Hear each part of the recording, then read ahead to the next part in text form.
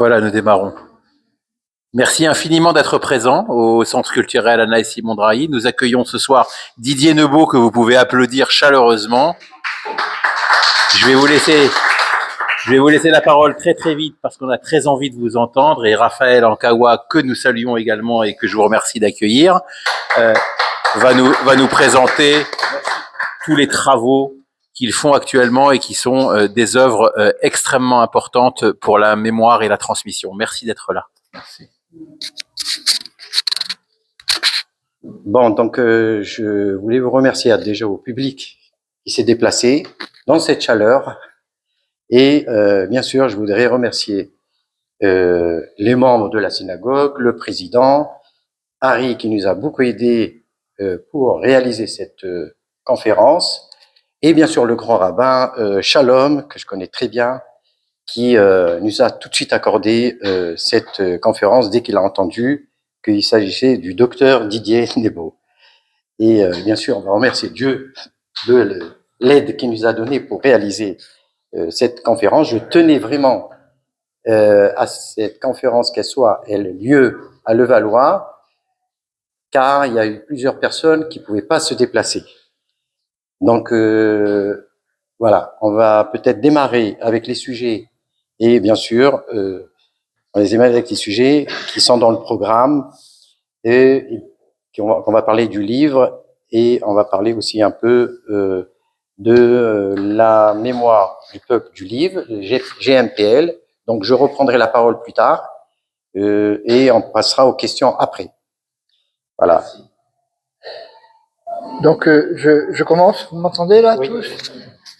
D'abord je vous remercie d'être là, malgré, comme on l'a dit, cette chaleur. Alors c'est vrai que c'est un livre, bon c'est mon, je sais plus si c'est mon 10e, 11e, 12e, parce que j'ai écrit des livres collectifs aussi, avec des musulmans qui m'avaient sollicité, des livres sur l'Algérie, bref. Et ce livre est un peu particulier, il est né sur pas un pari, c'est trop fort comme mot, mais sur un thème étrange. J'étais en train d'écrire un livre sur le roi Salomon, qui est terminé l'écriture depuis aujourd'hui. Donc il y a 1 an et demi, donc j'avais écrit pas mal de choses sur le roi Salomon, et je rencontre un peu par hasard Fred Ankawa, Ephraim Ankawa, qui est le descendant à la 23e ou 24e génération du Rav Ankawa de Tlemcen. Je vous passe qui s'excuse parce que j'avais une conférence en Israël, il n'est pas venu, bref. Et puis il est avec le manuscrit en hébreu de son aïeul qui se trouve à Oxford, dans l'une des plus grandes bibliothèques du monde, et il me le montre en hébreu, jamais traduit, presque secret, presque caché là-bas. Et je lui dis, écoute, c'est incroyable cette histoire. Je lui dis, écoute, j'ai rendez-vous dans 2 jours avec mon éditeur pour le roi Salomon. Donne-moi, si tu veux, confie-moi tes manuscrits et je vais voir mon éditeur, peut-être que ça peut l'intéresser. Je vois donc mon éditeur qui n'est pas de notre communauté, 2 jours plus tard. Je lui explique. Il me dit, écoute, si je comprends bien, ça n'a jamais été traduit. Mais c'est un peu le Maïmonide du Maghreb, si je comprends bien. Je lui dis, oui, tout à fait. Il me dit, écoute, Didier, tu fais un essai historique sur cette période, sur ce rabbin Ephraim Ankawa. T'arrêtes pour l'instant avec le roi Salomon. On publie celui-là. Et après, tu essayes de faire traduire quand même le manuscrit, dont il y avait la photocopie, il avait la photocopie entre les mains qui me rend, et puis après on publie. Et c'est comme ça qu'est partie cette aventure.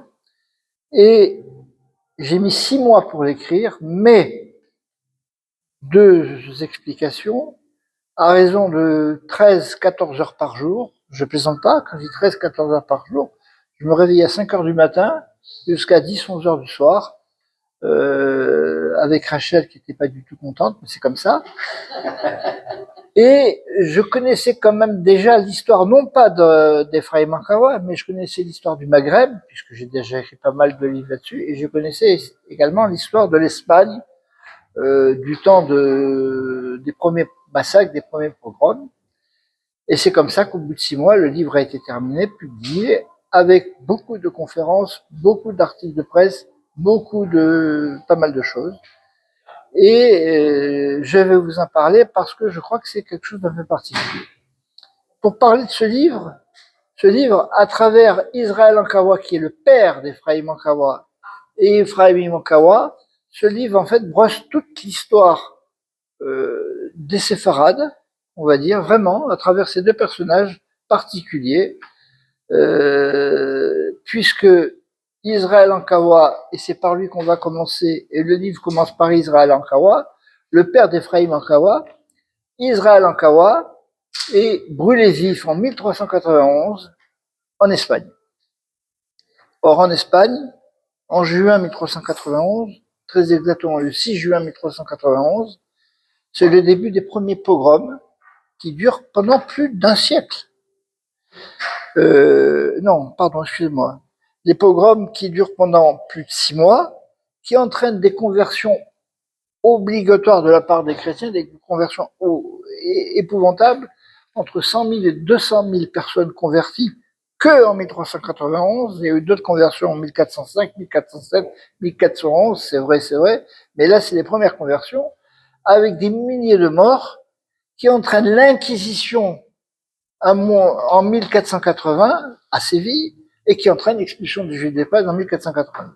C'est-à-dire que les pogroms de 1391, les pogroms du 6 juin 1391 sont le point de départ du départ des Juifs d'Espagne un siècle plus tard.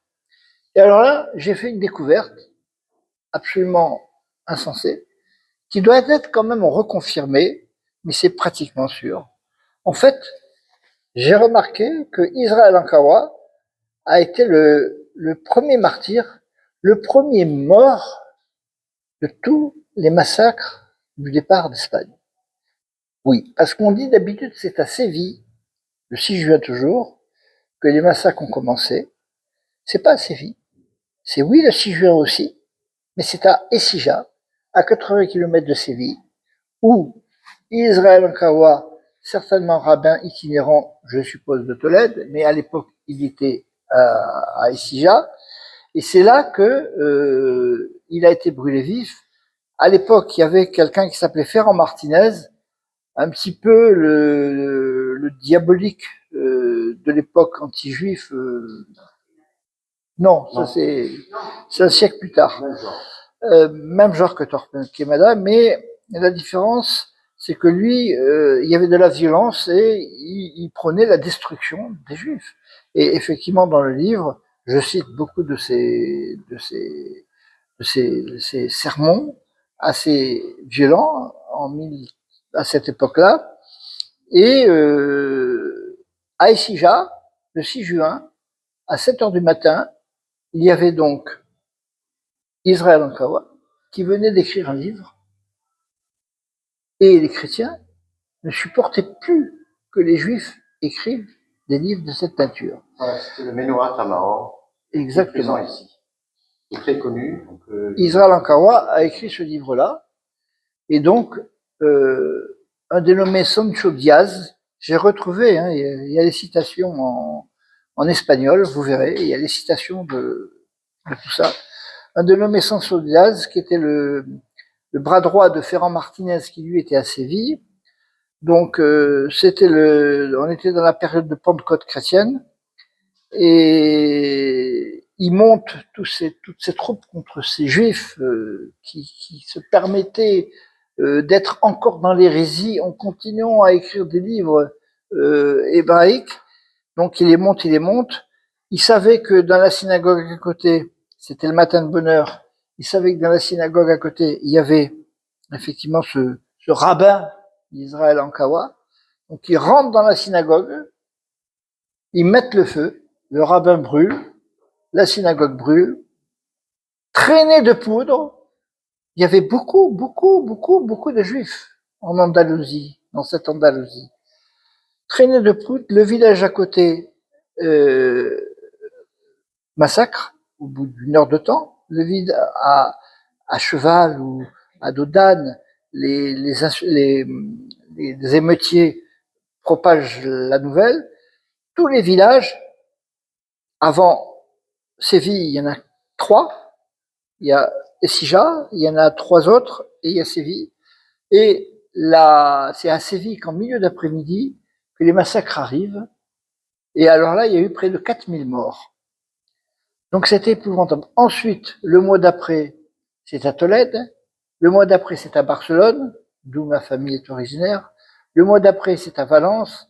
Et après, pendant 6 mois, des massacres, des massacres, des massacres, des massacres et des massacres. L'importance d'Israël Ankawa, si ce que je dis est exact, et c'est exact, j'en suis persuadé, parce qu'il y a des petites confirmations, j'ai des textes, parce que les gens disent, j'insiste là-dessus, vous allez voir pourquoi, les gens disent que les massacres ont commencé à Séville. Non, à Séville, il y a eu 4000 morts. C'est les sources secondaires qui parlent de Séville. Parce que des rabbins morts dans une synagogue, c'est que à Essija, aussi le 6 juin.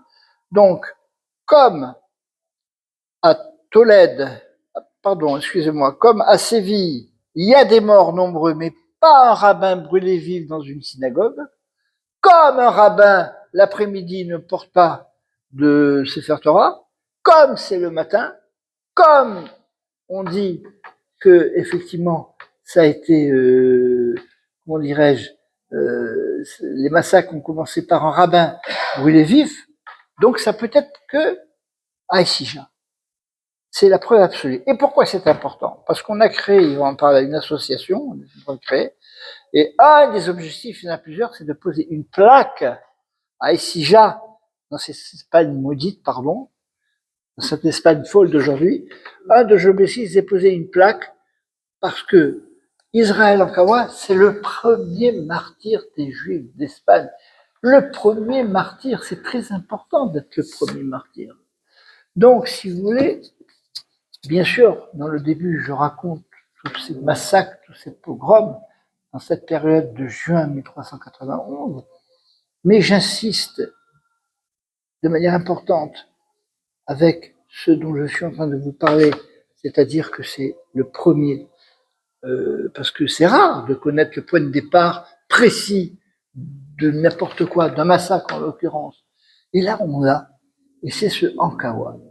Donc, bien sûr, beaucoup de morts, on l'a dit, dans cette Espagne folle. Donc, ça a duré plusieurs mois. Beaucoup de conversions. Le problème, c'est que le Gaon de Castille a essayé d'aller voir les souverains en disant c'est des conversions obtenues par la force, c'est pas valable. Non, c'est converti, c'est converti.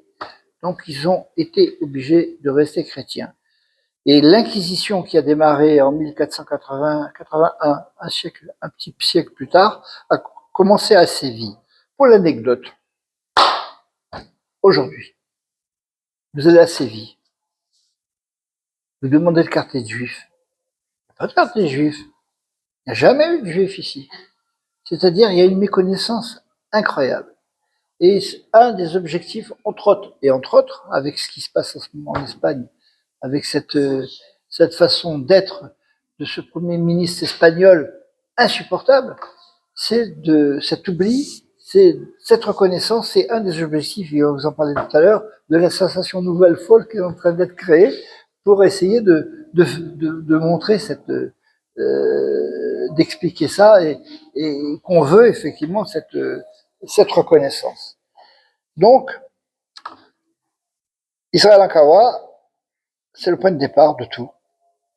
Son fils, Ephraim Ankawa, se retrouve là, le départ. Je l'ai imaginé, parce que on ne peut pas savoir de manière précise, il n'y a pas tellement de sources. Ce que je sais, c'est qu'il est parti à Marrakech. Ce que je sais aussi, c'est que Essija, c'est à 80 km du royaume mort de Grenade. C'est-à-dire que les Arabes sont à 80 km seulement. Les Juifs de Barcelone, les persécutions à Barcelone, je vous l'ai dit, c'est 3 mois plus tard. Les Juifs de Barcelone se retrouvant sur un port, un certain nombre d'entre eux, pas tous, parce qu'à Barcelone, les massacres ont été épouvantables, ont pu partir en bateau à Alger, mes ancêtres, entre autres, mais les Juifs de Tolède ou les Juifs Sija, ou les Juifs de Séville, pas tous, un certain nombre, ne peuvent pas partir comme ça. Pourquoi? Parce qu'il y a les frontières, il y a les chrétiens. Tu pars pas comme ça. On ne te laisse pas partir. Donc, Ephraim Akawa, qui s'est retrouvé à Issija, devait partir. Comment partir? Comment il peut partir? Alors là, j'ai supposé, j'ai vérifié, j'ai eu une intuition. Il s'est trouvé que mon intuition était la bonne. Comment pouvoir partir sans prévenir, sans autorisation des autorités, en l'occurrence chrétiennes de l'époque, surtout dans le royaume mort de Gonade qui est à côté, qui est un ennemi. Comment partir? Les Juifs, avant, en Andalousie, oui, en Andalousie,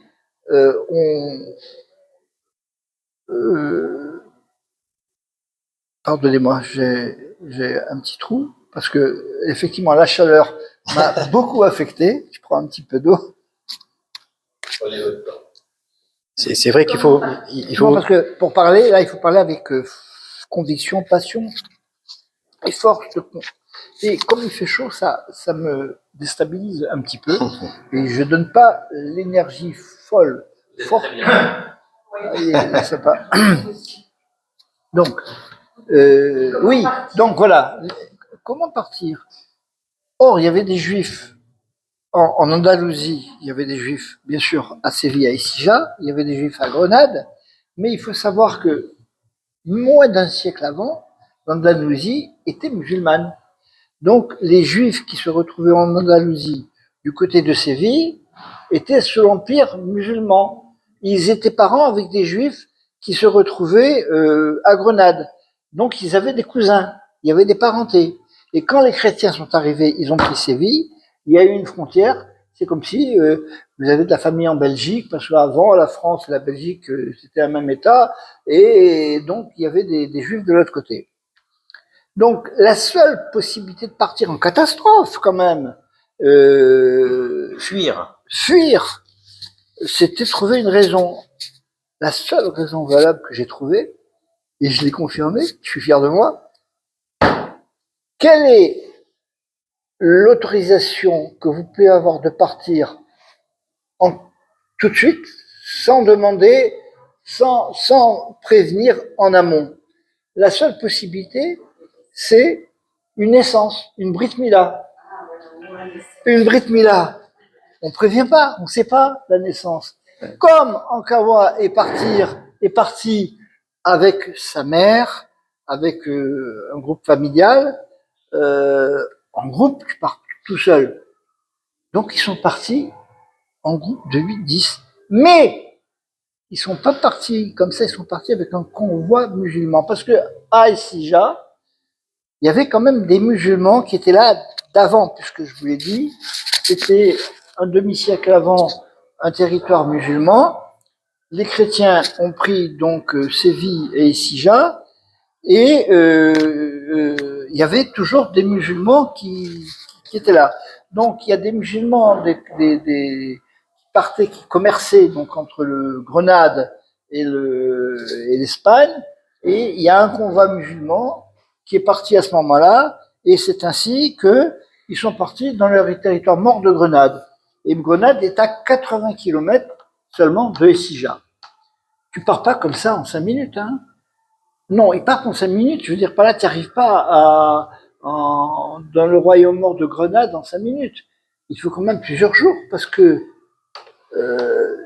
tu es à pied, tu es à dos d'âne, des charrettes en Espagne avec des chevaux possibles, mais 80 km après, ils passent la frontière en expliquant qu'ils vont à une Brit Mila avec le manuscrit du père qui n'a pas été brûlé, qui se retrouve en ce moment à Oxford depuis des siècles.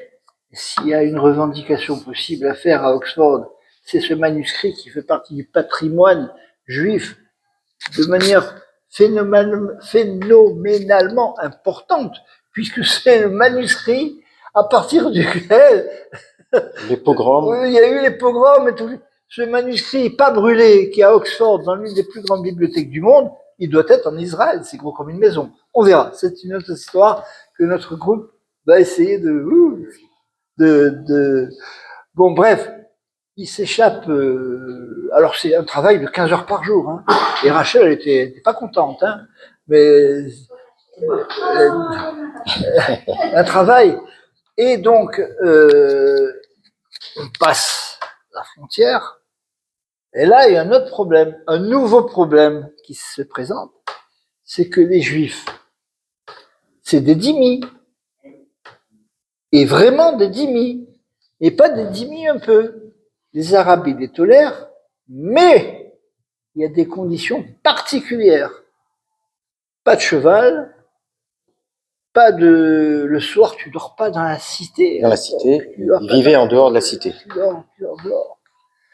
Et en plus, comment partir? Lui, il était médecin, Ephraïm. Voilà. Il a eu cette chance. Étant médecin, c'est très recherché. Donc, il a pu payer quelque part son voyage en soignant, lui et sa famille. C'est pour ça qu'il y a eu quelques familles. Il n'y a pas autant de familles que ça qui sont parties. C'était très compliqué. Beaucoup sont partis qu'en 1492, un siècle plus tard. Donc, Ephraïm part. Et là, j'ai fait une reconstitution supposée en fonction de la vitesse, du nombre de jours, tout ça. Et effectivement, ils ont mis certainement 2 à 3 mois pour arriver à Marrakech. La première étape, c'était Marrakech. On va dire que le but aussi, c'était d'aller en Israël. Oui, pardon. Non, pas tout de suite. Non, il avait comme objectif. Non, pas tout de suite. Enfin, ça, c'est moi qui suppose. Oui. Hein? Parce que s'il voulait aller en Israël, il va pas à Marrakech. Oui. Il va directement. Il y a pas de raison d'aller à Marrakech pour aller en Israël. Hein? Parce que certainement, il y avait des médecins à Marrakech. Tu fuir aussi. Tu comprends? Tu fuis. C'était plus calme à Marrakech. Tu vas à Marrakech, c'est des Arabes, il y a des Juifs, des dhimmis qui acceptent la dhimmitude d'eux, parce qu'ils l'ont depuis des siècles, on va en parler dans 5 minutes. Mais lui, il a du mal à accepter. Donc, ils partent avec sa mère, avec, je suppose, tout ça, hein, oui. Mais des suppositions c'est confirmé en fonction de la logique de vie de ces régions à ces époques-là. Donc, sur plusieurs mois, il arrive à Marrakech, et là, je suppose aussi, non, j'ai lu un truc comme quoi il s'est pas senti à l'aise. Il s'est pas senti bien. Là, j'ai vu des textes quand même. Donc, il s'est retrouvé avec des Juifs. Ils étaient ravis qu'il arrive, mais des Juifs autochtones qui acceptaient d'être des dhimmis. Ils étaient là depuis des siècles. Ils n'avaient pas le choix. On est dhimmis. Lui, ça ne lui plaisait pas. Et c'est là que dans le cimetière de Marrakech et le cimetière d'Agma, j'ai retrouvé des tombes de 1391, 1392, 5151, 5152, des gens morts sur les routes. Un des deuxièmes objectifs de notre groupe qu'on est en train de créer, c'est avec les autorités marocaines, on va y arriver, de mettre, tu as tout compris, une stèle au cimetière de Marrakech en souvenir des massacrés de 1391, de 1382. Je pense que c'est très important. On peut pas ne pas le faire. C'est pas possible. Donc, c'est un deuxième objectif. Donc, sa mère a dû mourir là-bas, toujours, je suppose, parce que je sais qu'il n'est pas parti seul, et à Tlemcen, il est seul. Enfin, il est sans sa mère. Donc, il s'est passé quelque chose. Et il n'était pas question de partir de Marrakech. Marrakech. Et c'est là qu'il prend la décision de partir en Israël. Et, enfin, en Israël, en Terre Sainte. Et le port de la Terre Sainte, à partir de là, j'ai calculé, j'ai réfléchi. Qu'est-ce que c'est compliqué au XXIe siècle de savoir comment ça se passe. Le seul port pour partir, parce qu'en plus c'est le territoire arabe, il ne faut pas que tu ailles dans un port où il y a des chrétiens, c'est compliqué. C'est Onen, à côté de Tlemcen. Donc dans sa tête, je vais à Onen, et comme ça, je pourrais partir en Terre Sainte, en bateau. Effectivement, à Marrakech, il faut savoir, petite parenthèse, je vous en ai parlé au début, j'en reparle encore, c'est très important, c'est que le Mela n'existait pas encore. Et les Juifs, le soir, malheureusement, ils étaient en dehors de la ville, soumis au brigandage possible, constant, régulier. Ils étaient sous la charte d'Omar, ils avaient vraiment le côté de dhimmi épouvantable. Les Arabes les acceptaient, mais non seulement ils n'étaient pas dans la ville, ils devaient payer des droits, c'était épouvantable. Et donc lui était médecin encore une fois, donc il a pu exercer un petit peu, mais il fallait demander l'autorisation, etc., etc. Lui, venant d'Espagne, avec une aura particulière, se retrouver dans ces conditions, sa mère étant morte, donc je m'en vais. Je décide de partir à Onen. Là aussi, j'ai imaginé, je suppose qu'il est parti en bateau jusqu'à Onen, et une partie du voyage par terre aussi, c'était moins fatigant. Donc il arrive à Onen, donc je vous ai dit qu'à Marrakech, ils n'étaient pas dans la cité, il arrive à Onen, et vous doutez bien que des bateaux, il n'y en a pas tous les jours pour la Terre Sainte. Il y en a peut-être tous les mois, tous les 2 mois, donc il prend date. Je reconstitue approximativement en fonction de quelques éléments qu'on a. Et là, Tlemcen est à 30 km de Nen, c'est tout. Il y a une communauté juive à Tlemcen, une communauté juive locale qui existe depuis pas mal de temps. Et donc, il va à Tlemcen. Alors, comment va-t-il? Je ne sais pas. Il y a une fameuse tradition qui parle du fameux lion, c'est-à-dire que Ephraim Mankawa serait rentré dans la ville de Tlemcen. Il y a un lion, tout le monde a eu peur, et puis il a dompté le lion. Il rentre à Tlemcen sur le lion avec un licou qui est un serpent. Voilà la légende. Mais moi, j'ai une explication qui va pas plaire à certains en Kawa, mais ça fait rien, c'est comme ça, je vais vous en parler tout à l'heure. Attendez.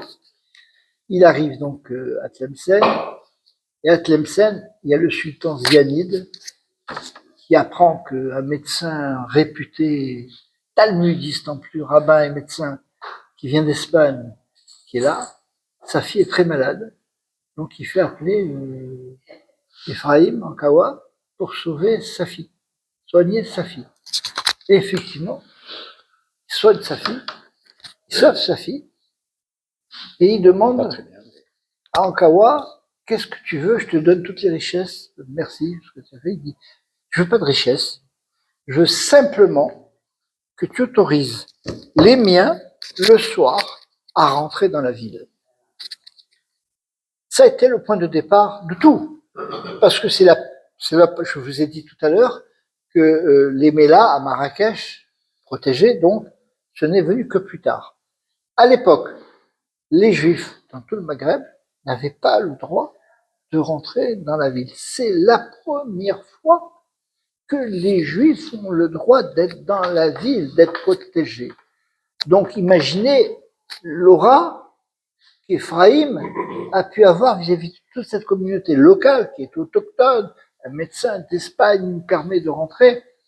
Donc, bien sûr, il part plus.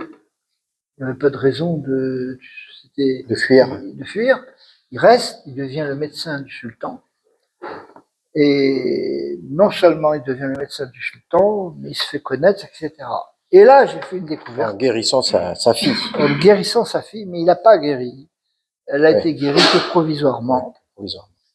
Et la fille du sultan est morte, donc peu de temps après, mais Ephraim était à Tlemcen, il était toujours à Tlemcen.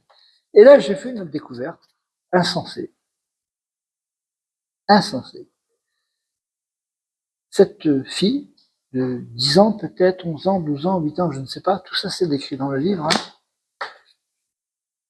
Dans le cimetière juif de Tlemcen, il y a une tombe à part, à l'entrée du cimetière, une tombe qui s'appelle Erkies, isolée, qui n'est pas dans le carré où se trouve le rab. Et cette tombe, j'ai découvert qu'en fait, c'est la gosse qui est enterrée chez les juifs.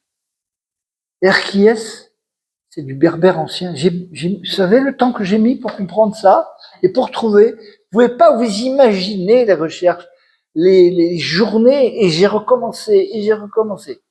En fait, Erkiès, c'est du berbère ancien local, qui veut dire la fille du chef. Ah, attendez, ça va plus loin encore. Donc, ce qui s'est passé, elle est morte, elle a voulu être enterrée chez les Juifs. Mais pourquoi elle a voulu être enterrée chez les Juifs? Ce que je connaissais un peu, ça aide d'avoir déjà écrit des bouquins sur cette période, des bouquins historiques. C'est que ce que vous ne savez pas, c'est que les temps d'avant, un siècle et demi avant, dans cette région, il y avait des tribus juives très importantes. La tribu des Midjuna en particulier, à Tlemcen. La grande tribu des Midjuna qui vient d'avant, tout ça je vous l'ai décrit de manière précise, avec des citations d'auteurs arabes, le disant de manière précise. Donc il y avait la tribu des Midjuna. Et quand les Almohades sont arrivés, un siècle et demi avant, ben ils ont converti. C'était par la force. Tu meurs ou tu es musulman. Il y a eu beaucoup, on va faire une petite parenthèse dans 2 secondes sur Maïmonide, vous allez voir pourquoi, qui a suivi le même chemin que Ankawa, mais lui, il a continué. Donc, ce que j'ai découvert, c'est que le sultan Zianide, sa femme, en fait, c'est une descendante de ces tribus juives. Et donc, Ephraïm a réveillé une part d'âme juive, c'est ces gens-là. Il est devenu intime du sultan, qui s'est rappelé. Quand la gosse est morte, elle a voulu être enterrée chez les siens. Mais, attendez, comment je le sais? Il y a effectivement une légende là aussi, qui dit que Herkiès, le fameux Herkiès, soi-disant un rabbin, ils avaient dit que Herkiès, c'est le rabbin, je sais plus son nom, il est marqué dedans, bref, mais ça peut pas être lui, c'est impossible, on a trouvé sa tombe. Et ce qu'on a expliqué, c'est que en fait, je vais reboire un petit peu d'eau. Je vous ferai remarquer, je vous parle sans notes. Hein. Non, mais c'est une histoire tellement absolument époustouflante que. Ah oui. Alors, la tombe de l'Herkiès, qui était soi-disant un rabbin qui venait d'Espagne, qui s'appelait, comment il s'appelait? Je sais plus, c'est Al-Ashkar. C'est impossible parce qu'on a trouvé sa tombe.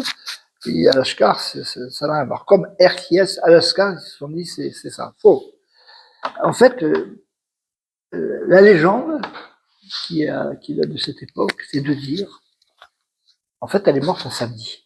Un vendredi soir, elle est enterrée un samedi. En Kawa, le sultan, il lui a donné l'autorisation d'ouvrir le cimetière le samedi matin. Voilà. Or, le cimetière, le vendredi midi, c'est fermé. Il rouvre le dimanche. Et on trouve une tombe à l'entrée du cimetière qui n'était pas le vendredi. C'est un miracle. Dieu a arrêté le cours du temps. C'est une histoire connue. Dieu a arrêté le cours du temps.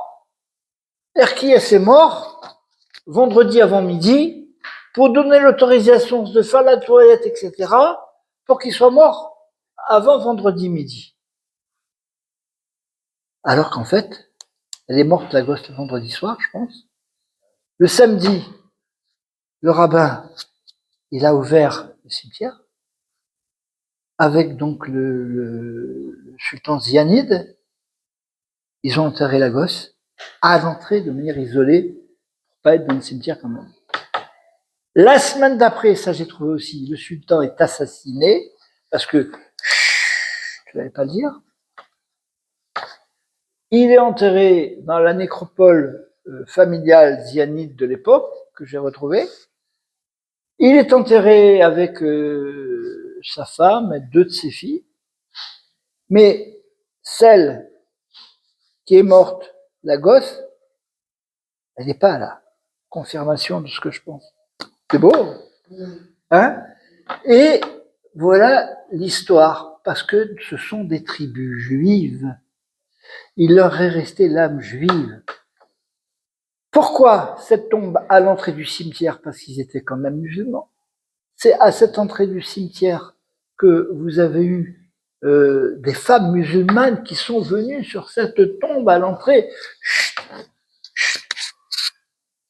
Et le début des pèlerinages après, pourquoi il y a eu des musulmans? Personne ne le sait. Parce que il y avait une jeune musulmane juive, mais Pas dire que c'est le début des pèlerinages d'après, puisque quand même, Ankawa, c'est pas un petit personnage. On va faire quand même une petite parenthèse sur Maïmonide. Sachez que, j'ai trouvé ça aussi. Écoutez-moi bien. Maïmonide a fui les Almohades. La même chose. Et puis j'ai trouvé des textes magnifiques que j'ai traduits là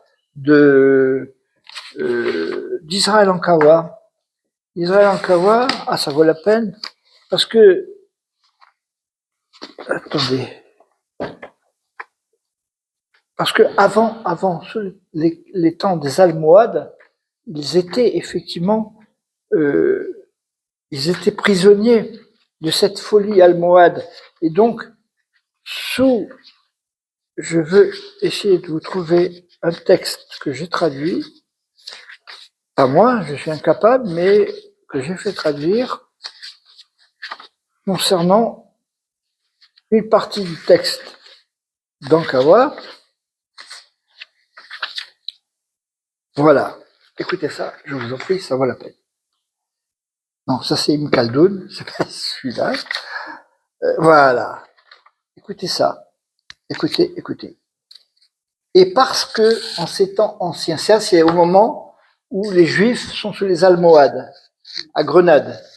Et les ancêtres d'Israël Ankawa, comme à cette époque-là, Séville, je vous l'ai dit, était sous le régime musulman, les Almohades ont pris le pouvoir, donc les Juifs, soi-disant, ils se sont convertis. Écoutez comme c'est beau. Et parce qu'en ces temps anciens, il y eut une grande détresse, il fallut élever un étendard dans le secret et cacher la lumière de la Torah aux yeux des ennemis.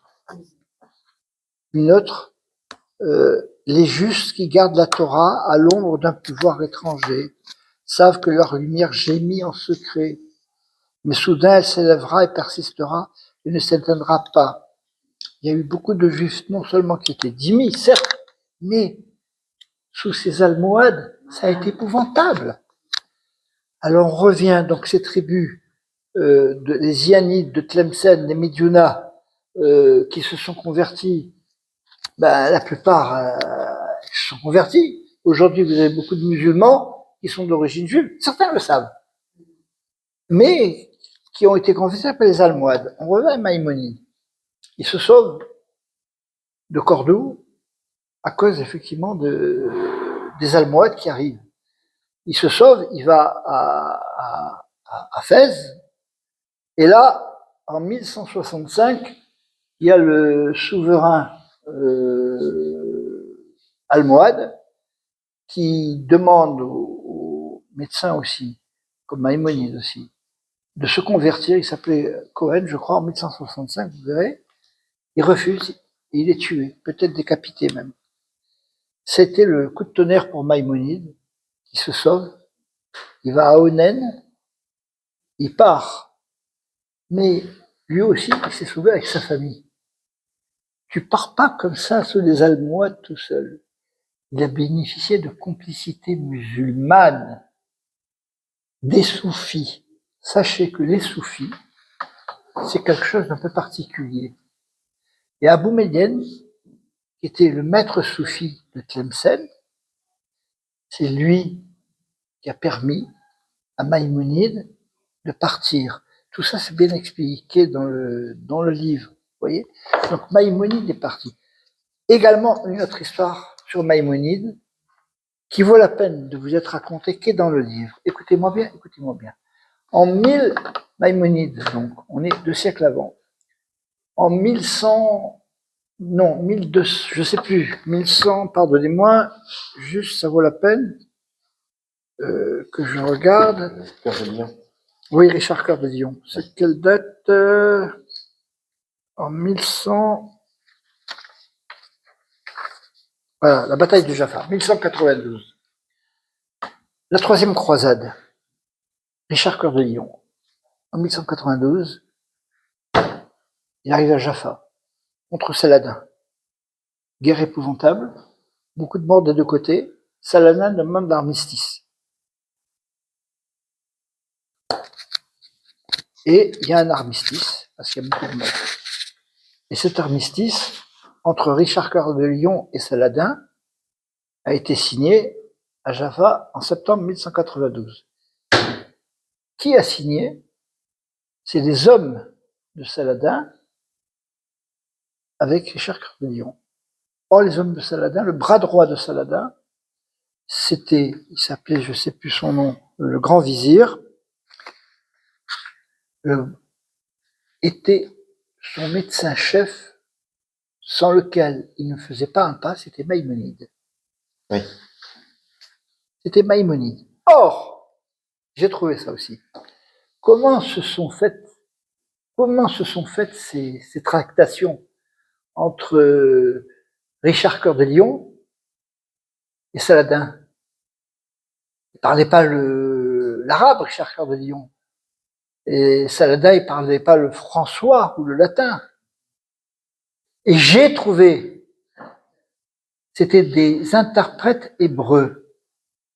Or, Maïmonide, le sultan, le vizir en chef qui a signé avec Saladin, il ne faisait pas un pas dans les grandes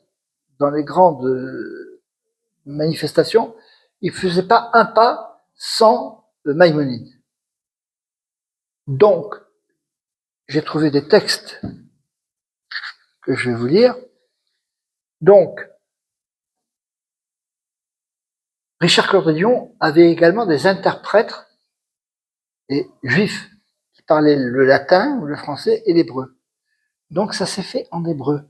C'est-à-dire que ça a été très tard dans la nuit. C'est-à-dire que Richard Cœur de Lion avait un interprète juif, Saladin avait Maïmonide qui parlait l'arabe, et c'est en hébreu que ça s'est fait. Et voilà les sources que j'ai trouvées de l'époque, hein, des sources donc de 1000...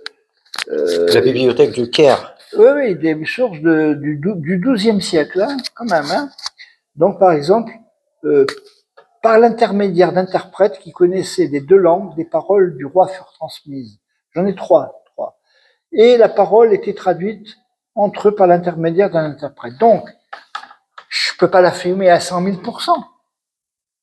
Mais ce que je peux affirmer, c'est que ce sont des interprètes qui ont participé. Je ne parle pas de la guerre, je parle du traité de paix de la troisième croisade, quand même, rien que ça. La troisième croisade.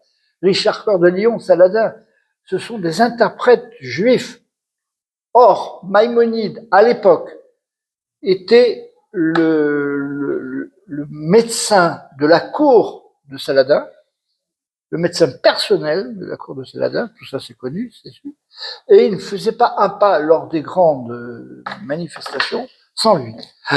Donc peut-être, c'est beau, donc il n'est pas impossible, ça demande à être confirmé, j'ai quand même trouvé des textes, mais à affiner par les vrais chercheurs, je ne suis pas un vrai chercheur, je suis un petit chercheur, mais des fois les petits chercheurs, ils fouillent plus que les autres, j'en sais rien, bref.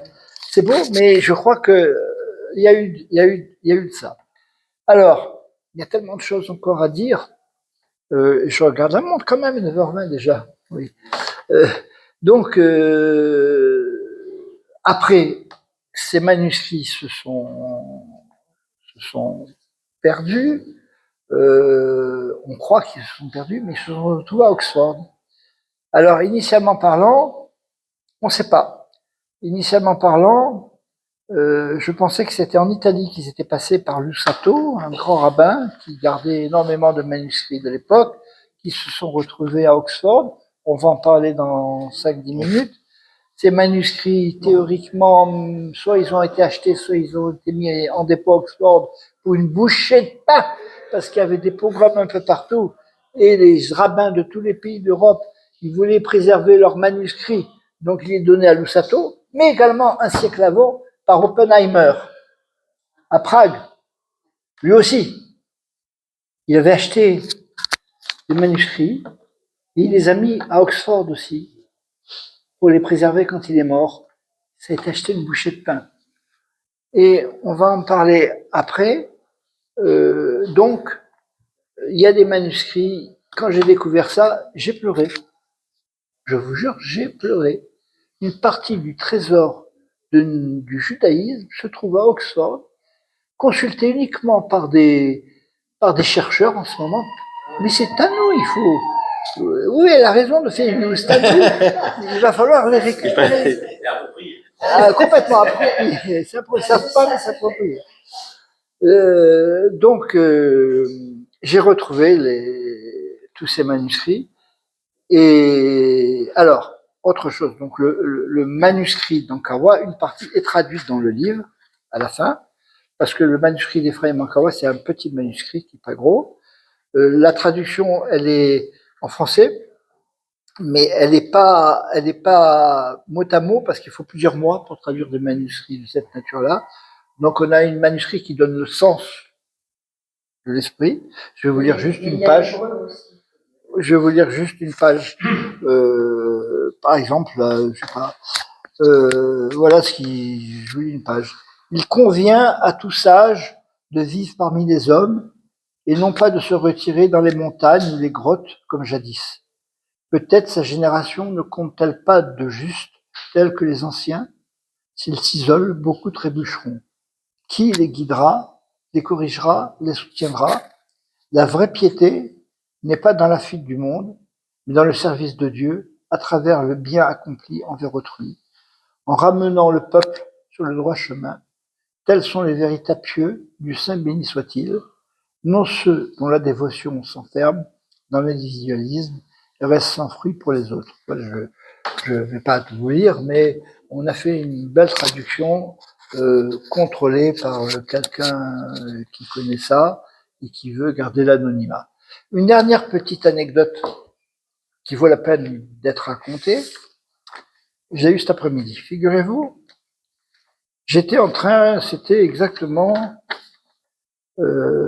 c'était au mois de septembre. En septembre 2025, j'habite Boulogne.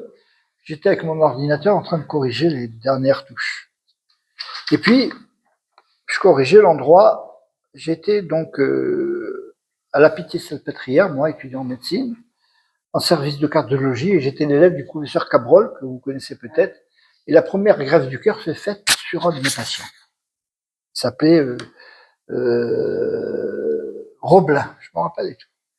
C'était, mais il y avait la télé partout, tout ça. Donc là, je parle, Pitié-Salpêtrière, Cabrol, cardiologie. À la même seconde, écoutez-moi, j'appelle ça le dernier miracle d'Ephraim. Vous allez voir, vous allez voir. Je suis donc en train de corriger, je suis sur le mot cardiologie salpêtrière. Là, table à côté de moi, au café, quelqu'un que je connais pas. Oui, tu comprends, elle parlait à quelqu'un, j'ai peur, je dois aller pour me faire opérer du cœur à la Pitié-Salpêtrière. Je dis, madame, regardez. Oh! Elle était étonnée. Et puis, je lui parle, je lui dis,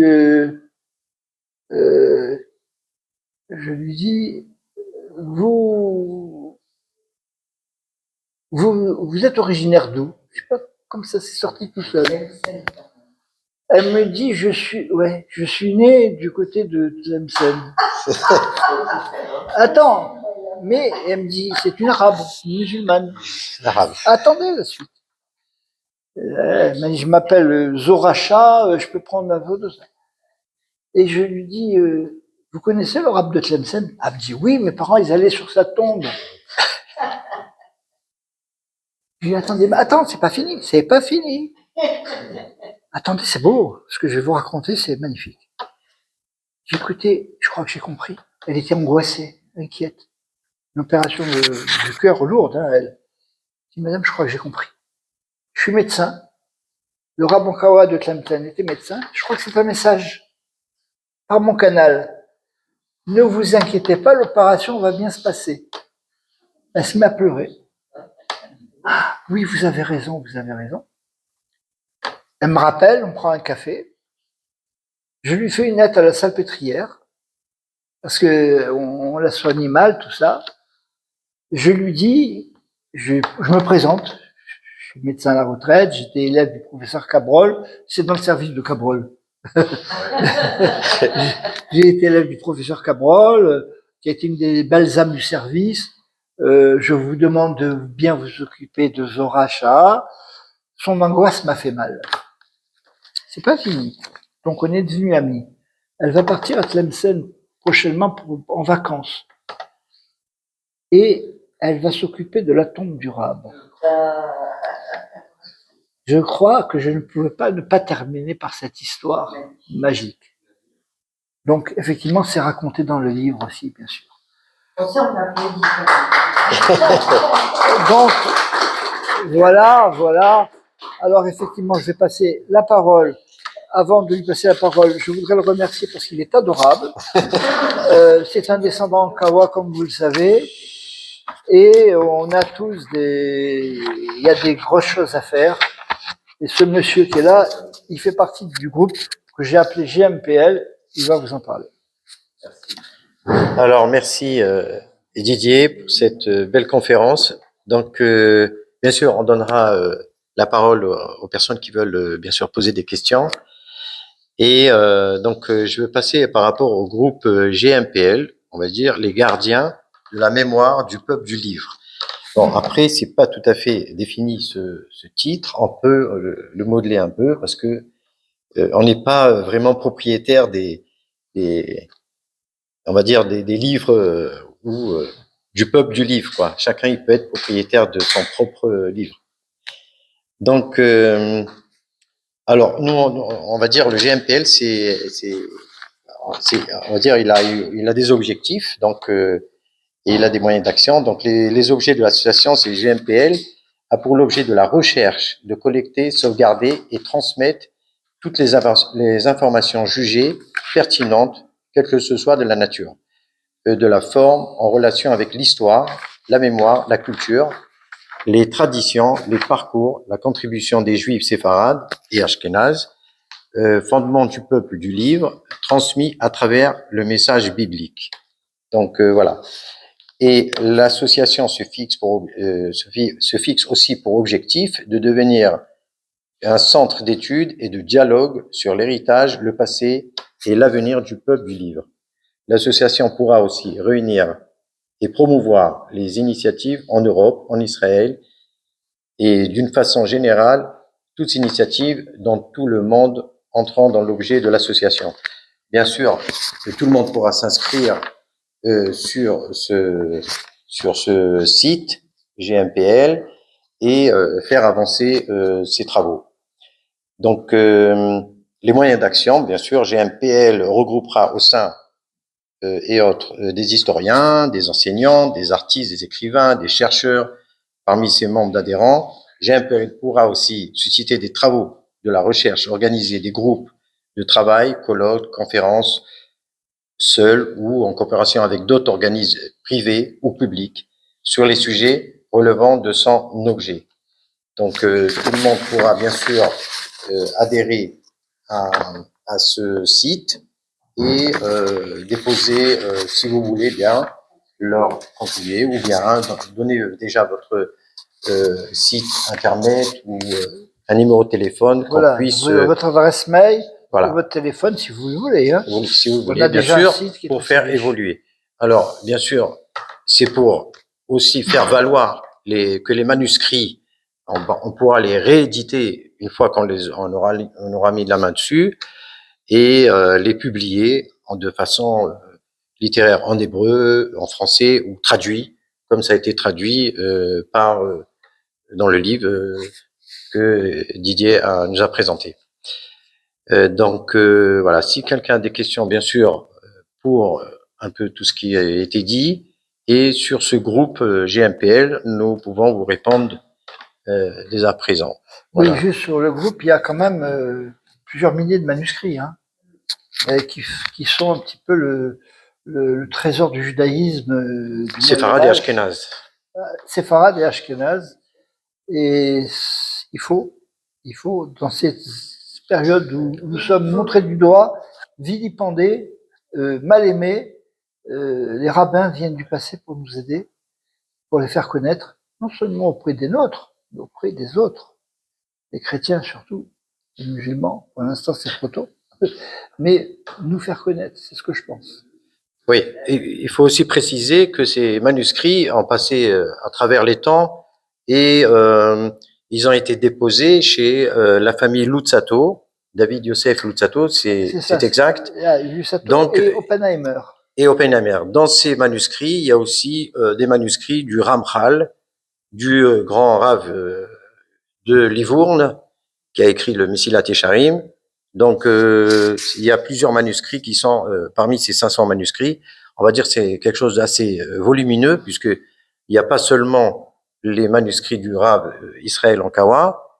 C'est quelque chose tout à fait nouveau, parce que lui, il a déjà écrit plusieurs livres, dont un, il est ici.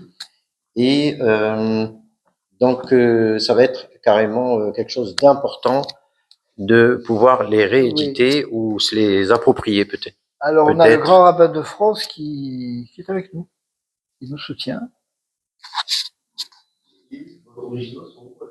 À Oxford. À Oxford, là, oui. Oui. Ils sont accessibles, mais il n'y a que les chercheurs qui les regardent. Donc, il faut, voilà. Alors, s'ils sont vendus ou en dépôt, je ne sais pas, il y a des grosses actions à faire là-dessus. Voilà. Oui, bah, pas tout, non. Au courant, bien sûr, que ces manuscrits sont là-bas, mais la façon dont ils ont été là-bas, non. Ouais. Alors, attendez, parce qu'on ne vous entend pas dans les questions, donc je vais m'approcher peut-être.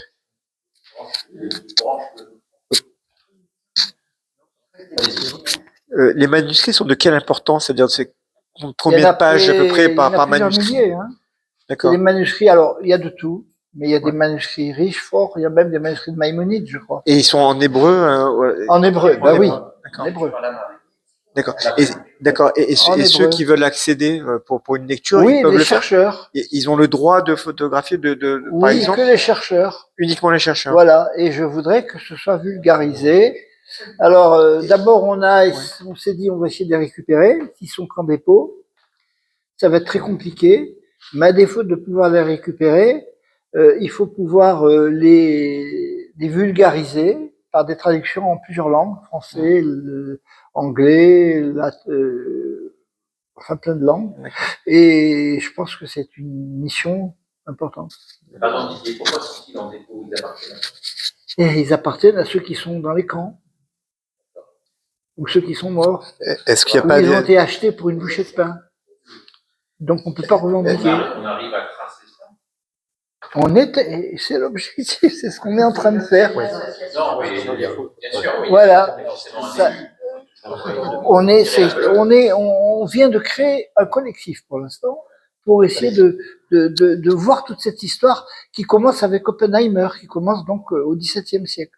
Donc les Juifs étant massacrés, persécutés, donc ces manuscrits, ils les ont parfois vendus pour une bouchée de pain. Et même une bouchée de pain s'est vendue. Mais il y en a un que moi je pense qu'il va falloir revendiquer dans notre groupe, c'est celui-là, le manuscrit Ankawa. Oui, une question là, par rapport à l'État d'Israël. Est-ce qu'il n'y a pas des associations là-bas en Israël, oui, des avocats qui se chargent de récupérer le patrimoine juif Il y a, mais ils sont, comment dirais-je, cette découverte, en Israël, bien sûr qu'il y a, mais c'est plutôt des chercheurs qui sont sélectifs et ils n'ont pas cette conscience de certains qui ont été mis qu'en dépôt d'une part, et parce qu'ils sont en Israël, c'est pas assez vulgarisé et je pense que ça doit être vulgarisé pour tout un chacun par des traductions modernes, des traductions classiques aussi. Et c'est un des objectifs de notre groupe. Fou, ça fait rien. Voici, qu'est-ce qu'on risque? On risque, il va falloir que vous veniez, il va falloir que vous veniez, il va falloir que tout, voilà, tout ça. Un grand merci. Je voulais vous remercier parce que j'ai été complètement prise par la passion et la recherche et je suis heureuse d'avoir ce livre. Je repensais à certains livres de Eliot Abécassis qui parlaient du départ des Juifs au XIIe siècle depuis la France, etc. et toute cette recherche. Je me demandais si vous vous étiez rapproché de Georges Bensoussan, dont j'ai lu Non seulement le livre Juif en terre d'islam, qui est absolument remarquable, et j'ai l'impression que ça je me suis rapproché, non seulement je me suis rapproché, mais figurez-vous qu'en Israël, là, j'ai une amie qui s'appelle Daphna, non, c'est ça, qui se présente, et je fais partie, on est trois à faire partie elle a demandé à 3 personnes de faire partie, de leur écrire quelque chose, comité de soutien, je sais pas si on peut dire ça comme ça. Oui. Il y a Georges Bensoussan et moi, voilà.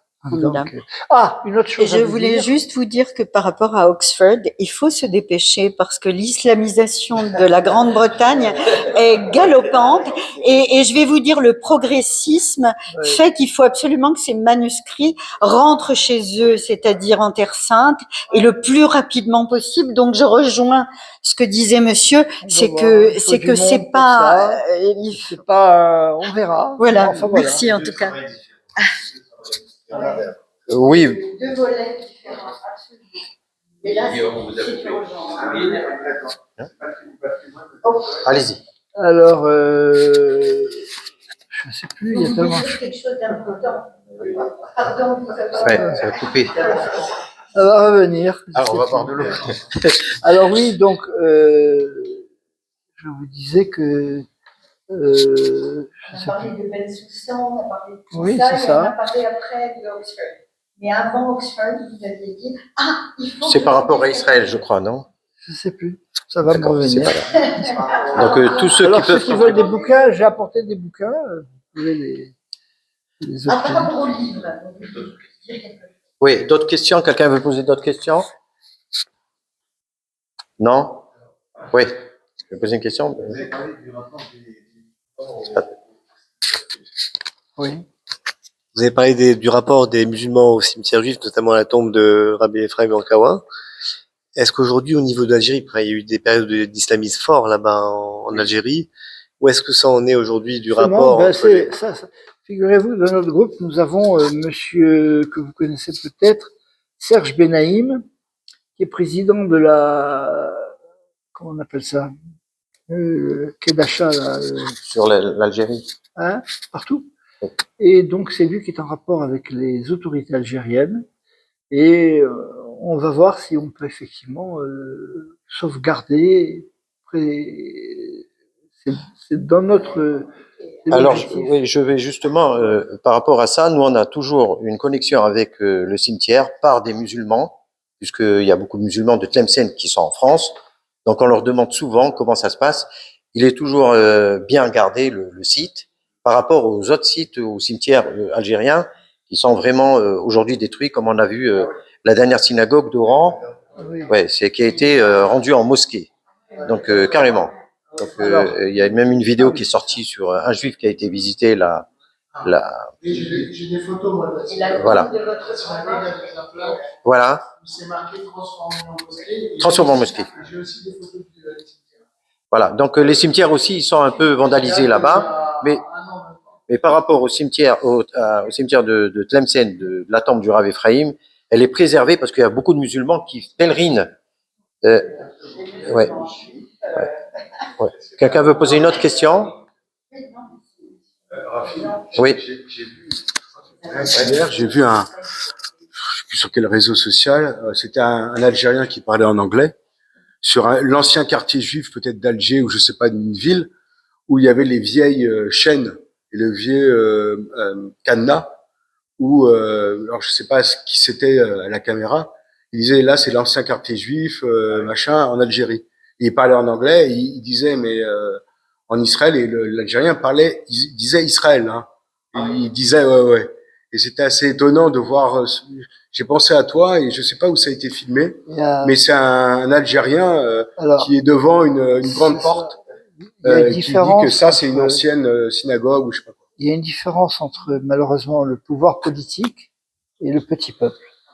Vous voyez, le petit peuple, voilà. Tu veux lire la dernière page du livre, la première page du livre de Oui. Roi Salomon? Alors, bien sûr, avant de terminer, si quelqu'un veut intervenir, oui, bien sûr, vous posez les questions parce que c'est maintenant, après, c'est trop tard. Voilà, allez-y. Alors, simplement, c'est que bon, je te remercie pour ce bouquin, mais je voulais également parler d'un rapport que tu as réalisé avec Benjamin Stora. Ah. Et donc sur l'Algérie, et qui a été La commission de et donc l'Élysée. j'ai pas pu la voir. Et comment on peut se procurer Tu veux quoi? ton rapport? Ah ben, il faudrait que tu nous donnes ton adresse mail, je l'enverrai. Ah bah, tu l'as mon adresse mail. Mais c'est pas Je grave. sais plus. On va le faire tout à l'heure. Tu me la redonneras parce que Je te remercie. Aussi, je suis allée en Espagne et j'ai touché le pied de Miami.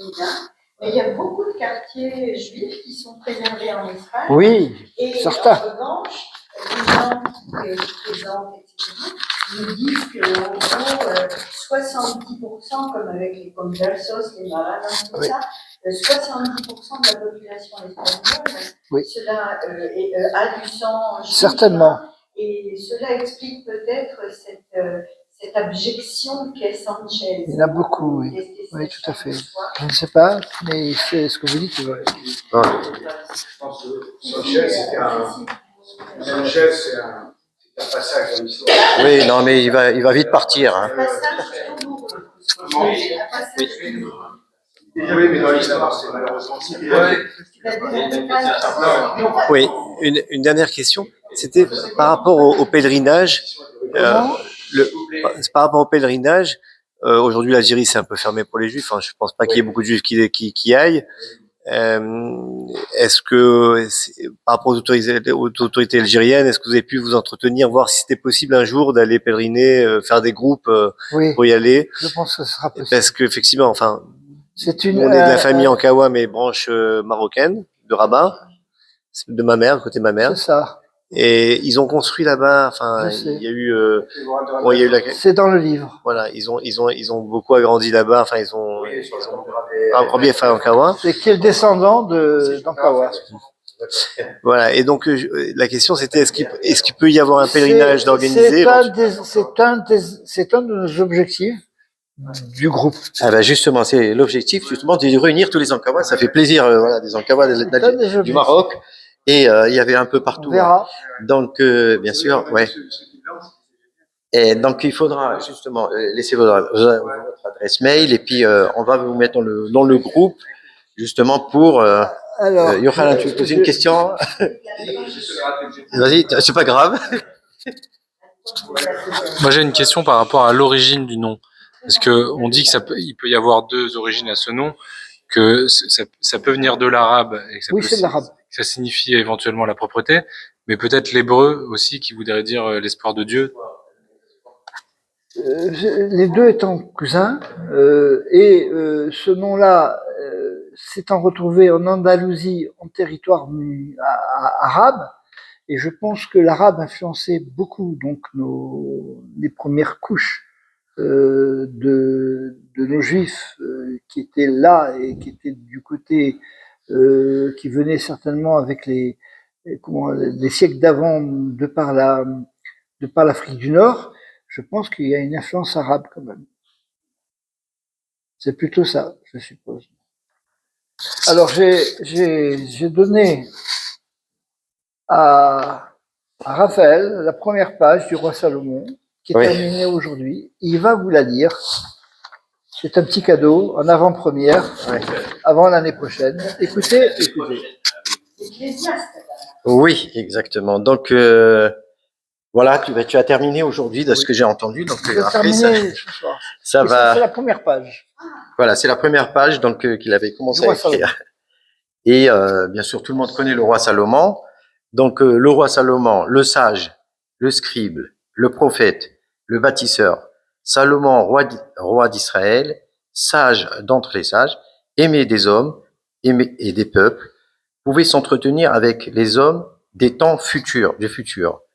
Rumi, sage perse musulman du XIIe siècle, était son interlocuteur favori. Voilà ce qu'un jour il lui dit. Dans un futur lointain, des hommes trahiront la lumière, ils seront nombreux, bruyants, ils rejetteront mes enfants, mon pays, mon nom, ils rejetteront mon temple, bâti sur la montagne de Sion.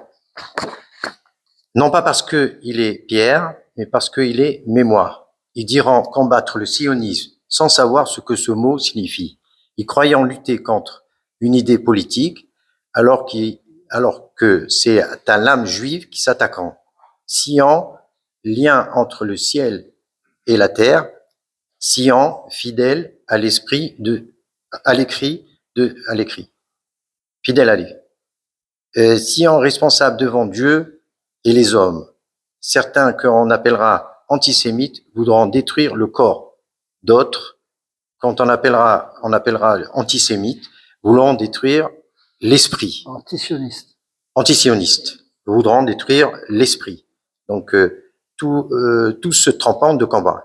Plus tard, toi, Rumi, le sage perse, le sage perse, tu guideras ceux qui entendront encore, ceux qui l'en nommera soufis, parce qu'ils auront choisi les purs du cœur.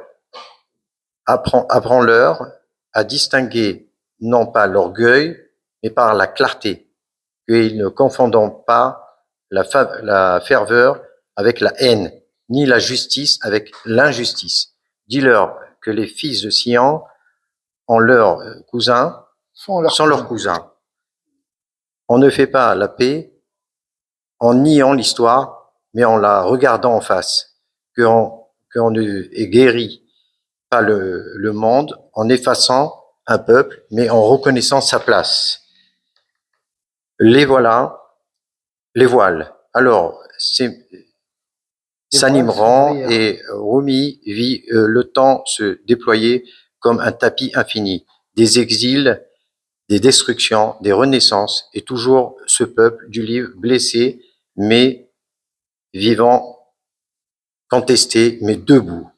Alors Salomon conclut, et sa voix définit inébranlable comme une loi cosmique, que sachant ceux qui haïssent Sion sans le connaître, qu'on ne détruit pas un peuple écrit dans le temps, on n'efface pas une alliance gravée dans la mémoire du monde. Ils perdront non pas la force des armes, par la force des armes, mais par leur ignorance même. Le peuple du livre ne disparaîtra pas, car tant qu'il y aura des mots, tant qu'il y aura des cœurs, Sion vivra. Donc, voilà, donc le livre Le Roi Salomon, certes, voilà, c'est le Roi Salomon, oui, mais il y a beaucoup... Attendez. Donc je conclus. Dans la tradition juive, le Roi Salomon avait déjà ressenti voilà, donc je conclus. Donc, dans la tradition juive, le Roi Salomon avait déjà ressenti le mystère de la vie. Ne dit pas dans Kohelet, Mashéaya Kvar Haya, Ve'asher Liot Kvar Haya Ve'elokim Yevakesh Tenirdaf. Ce qui a déjà été et ce qui sera a déjà existé. Et Dieu ramène ce qui a été perdu. Rien de nouveau sous le soleil. Sachez que c'est du Roi Salomon. Sachez que le Kohelet, c'est l'Ecclésiaste. Et l'Ecclésiaste, c'est hébraïque. Et pratiquement personne ne le sait. Absolument. Voilà. Et juste pour dire, malheureusement, les soufis ont disparu quasi. Même en Inde, les soufis de l'Inde ont été massacrés. Il ne nous reste plus que quelques soufis, j'ai envie de dire folkloriques, mais toutes les confréries soufis ont été massacrées. Les dernières de femmes en Mauritanie, etc. Malheureusement, il nous reste la poésie de Soufi, de Hattab, C'est ça. Khayyam, Omar Khayyam, etc. Mais hélas, ceux qui étaient la lumière De l'islam. ont disparu. C'est ça, malheureusement. Voilà, nous allons clôturer cette conférence. Merci infiniment, Alors, il Didier. y a des bouquins pour Voilà, ceux qui veulent. on va pouvoir dédicacer les livres. Vous pouvez retrouver cette conférence sur notre chaîne YouTube, Axil-Levallois. Merci. Moi, je suis contente d'avoir rendu